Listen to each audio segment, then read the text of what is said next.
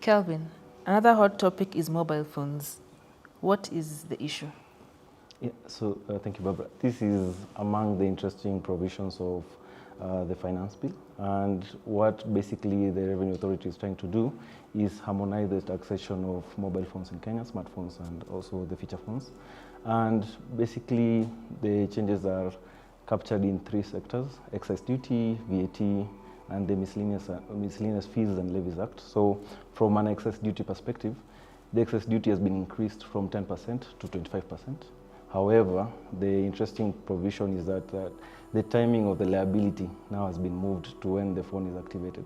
So for locally manufactured phones, usually the excise duty was payable when they leave the factory and for the importation, time of importation, but now excise duty, the time of liability moves to when it's being activated, although the bill provides that there will be guidance on how this will be carried out. On the VAT front, now supply of mobile phones is exempt, which is a good thing, at least to caution from the rise in the excise duty. And also they have been exempt from railway development levy and the import declaration fee. Thank you, Kelvin. And Steve, does that matter beyond tax? Oh, yeah, this matters beyond tax. You know, excise duty is originally known as a sin tax.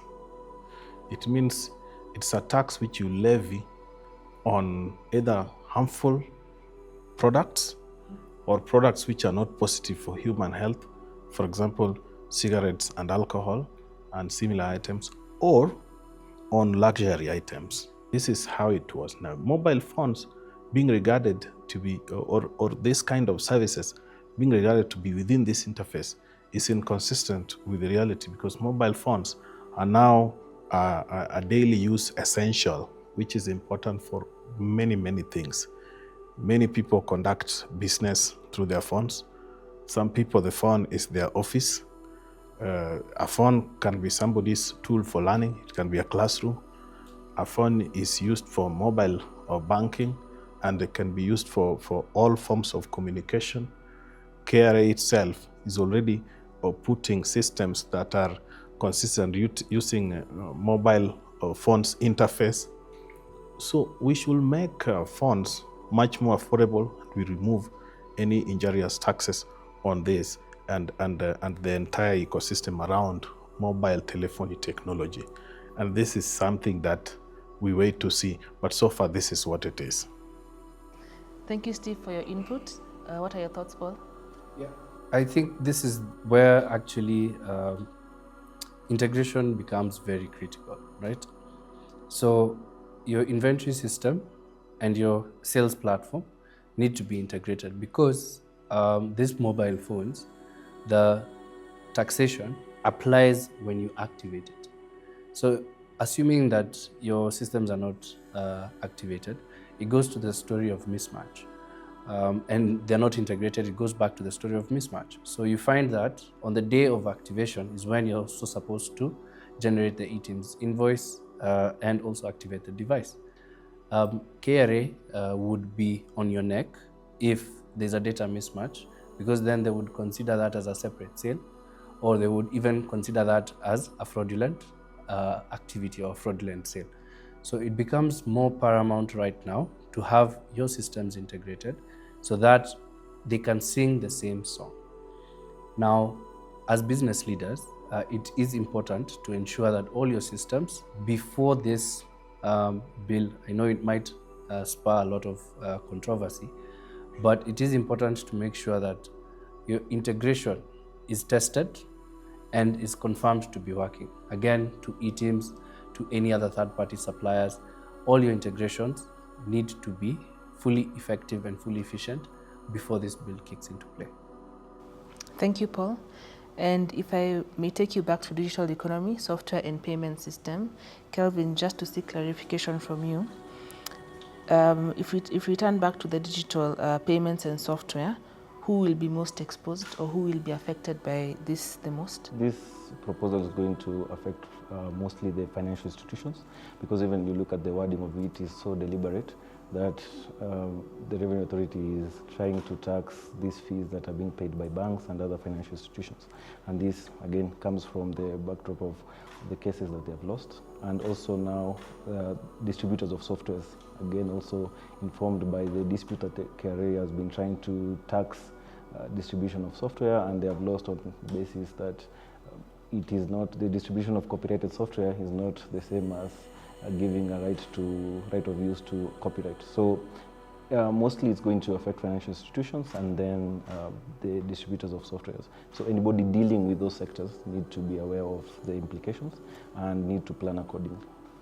How should these businesses prepare themselves for this in case this proposal is actually made into law? So you need to look into your contracts. So for example, most of the contracts are usually, especially such type of contracts, are net of taxes. So this means that your cost for certain services is going to go up. For distributors of softwares, again, it's a margin business. So if somebody is withholding 20-15% and you're making 5% margin, this is going to affect you.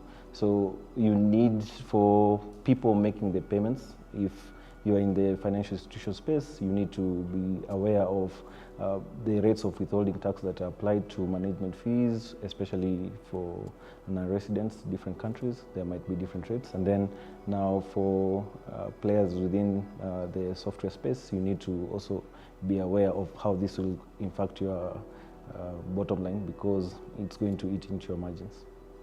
Thank you very much.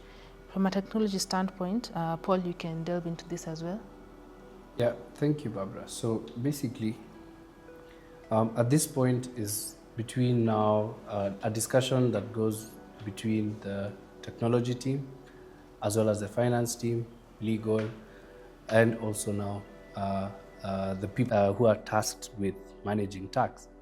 So it's a conversation that needs to be had because you cannot have your system taking transactions, especially software-related transactions. Software as a service will be affected. Licensed software will also be affected. This is on the subscription fees. And your system needs to basically capture this separately and have an approval for that before it is then posted into the books.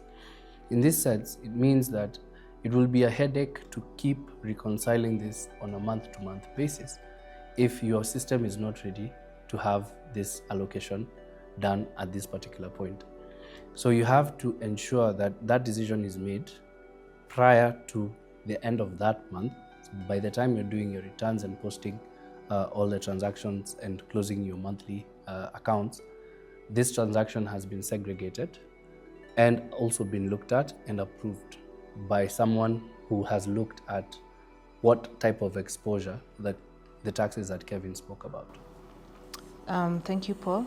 And Steve, in terms of the exposure, this business will have to look at both the contracts and the invoices. Maybe you can tell us what they need to look at, or how is that important? They need to look at the contracts that they have, the provisions of those contracts in terms of tax obligation. If it is possible, they can enter into a renegotiation of these contracts so that that burden of additional withholding tax is at least deflected to the supplier, because that's the normal architecture of the law. Withholding tax is a tax on the person who is supplying that particular item. If that is not possible, they can enter into a discussion about changing the location of the supplier's invoicing, especially to a jurisdiction with which Kenya has a double tax treaty, because then that particular cost can be offset. If this is not possible, then they have to have a discussion as to what is going to be the impact of the grossing up of the additional cash impact on the business and how that is going to be treated. So these are the things that they have to go into. For software dealers, this is going to be a major issue. They have fought for a long time over this issue with the KRA, on and off. And I think they should continue fighting, because this will be disruptive to the normal structure of withholding tax. If software has been purchased, the person who is consuming that intellectual property the person who is utilizing that intellectual property in their business, that's the person who should have that withholding tax obligation. If you are just dealing in the item for your business, you're just buying, packaging, and selling or distributing, you should not be having that particular withholding tax obligation. You can see how disruptive this can be to the business flow. And that's why I believe they should continue or fighting to resist this proposal, because it will be injurious to their business. Thank you very much, Steve, and very nice parting shots.